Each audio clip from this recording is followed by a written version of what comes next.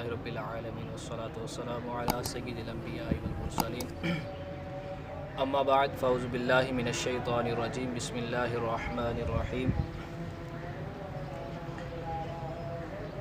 اللہ تبارک و تعالیٰ نے قرآن حمید فرقان مجید کے اندر ارشاد فرمایا، قل هو اللہ احد اللہ الصمد۔ اللہ کریم نے ارشاد فرمایا، اے محبوب فرما دیجئے کہ اللہ ایک ہے، اس کے سوا کوئی معبود نہیں ہے۔ یہاں پر اللہ تبارک و تعالیٰ نے اپنی معبودیت اور اپنے یکتا ہونے کا بیان فرمایا۔ آج میں آپ کے سامنے اللہ تبارک و تعالیٰ کے بارے میں جو ہمارے عقائد ہیں، اللہ تبارک و تعالیٰ کی ذات اور اس کی صفات کے بارے میں ان میں سے چند عقائد آپ کے سامنے بیان کرنے کی کوشش کروں گا۔ اللہ تبارک و تعالیٰ کے حقوق میں سے اس کا پہلا حق یہ ہے کہ اللہ تبارک و تعالیٰ کو ایک مانا جائے اور اس کے سوا کسی کو معبود نہ مانا جائے، اس کے ساتھ کسی کو شریک نہ ٹھہرایا جائے۔ یہ اللہ تبارک و تعالیٰ کا سب سے اہم اور سب سے پہلا حق ہے، اور اس حق کو پورا کرنے والا ہی مسلمان کہلاتا ہے۔ اور اللہ تبارک و تعالیٰ ایک ہے، یکتا ہے، بے مثل و بے عیب ہے، یعنی اس کے اندر کوئی عیب نہیں پایا جاتا۔ اب اللہ تبارک و تعالیٰ یہاں پر ایک اعتراض وارد ہوتا ہے، کچھ لوگوں نے اللہ تبارک و تعالیٰ کو معاذ اللہ جھوٹا بھی کہا کر جو ہے وہ پکارا۔ تو اب دیکھیے اللہ تبارک و تعالیٰ نے قرآن مجید فرقان حمید کے اندر ارشاد فرمایا، واللہ علی کل شیء قدیر، ان اللہ علی کل شیء قدیر کے لفظ قرآن پاک کے اندر ارشاد فرمائے گئے۔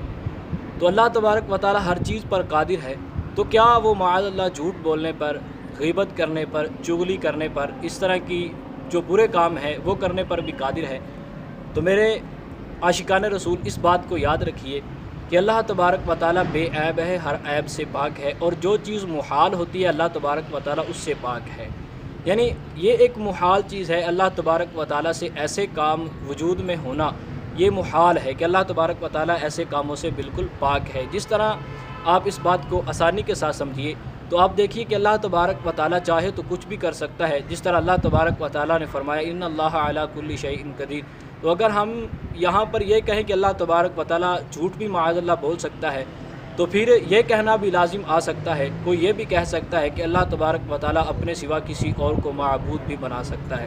تو یہ ایک محال چیز ہے جو اللہ تبارک و تعالیٰ وجود میں نہیں لاتا، اور اللہ تبارک و تعالیٰ ایسی چیزوں سے پاک ہے۔ اگر محال اللہ تبارک و تعالیٰ کے بارے میں محال چیز کا ارادہ کر لے کہ اللہ تبارک و تعالیٰ ایسا کام کر سکتا ہے جو محال ہے، تو اللہ تبارک و تعالیٰ کی وحدانیت کا ہی انکار ہو جائے گا، کیونکہ محال چیز ایک یہ بھی ہے کہ اللہ تبارک و تعالیٰ دوسرا خدا پیدا کر دے، تو ایسا کرنا یہ محال ہے۔ تو اگر ایسا مان لیا جائے کہ محال پر اللہ کو قدرت ہے، اللہ تبارک و تعالیٰ یہ محال چیز بھی کرتا ہے، تو پھر اللہ تبارک و تعالیٰ کی وحدانیت کا ہی انکار ہوگا۔ اب اگلی بات یہ ہے کہ اللہ تبارک و تعالیٰ ہر کام کرنے والا ہے، ہر کام جاننے والا ہے، اس کے سوا کوئی بھی کسی بھی طرح کا کوئی بھی کام سر انجام نہیں دے سکتا۔ تو اللہ تبارک و تعالیٰ ہی ہر کام کو سر انجام دینے والا ہے، ہر کام کو کرنے والا ہے۔ اب یہاں پر بھی ایک اعتراض وارد ہوتا ہے کہ اللہ تبارک و تعالیٰ جب ہر کام کر سکتا ہے، ہر کام اللہ تبارک و تعالیٰ ہی کرتا ہے، تو پھر جو لوگوں سے مدد مانگتے ہیں یا لوگ علم غیب، یعنی اللہ تبارک و تعالیٰ کے جو انبیاء ہیں وہ علم غیب جانتے ہیں، اولیاء اعظام علم غیب جانتے ہیں، تو یہ پھر کس طرح ہو گیا کہ جب اللہ تبارک و تعالیٰ ان چیزوں پر قادر ہے تو پھر انبیاء اولیاء یہ کیسے جو ہے وہ علم غیب جانتے ہیں یا کسی کی مدد کر سکتے ہیں؟ تو اس پر بھی آپ یہ بات ذہن نشین کر لیجئے کہ جو بھی کوئی کسی کا علم جانتا ہے، جو ہماری عقل میں چیز آتی ہے، وہ اللہ تبارک و تعالیٰ کی عطا سے ہے۔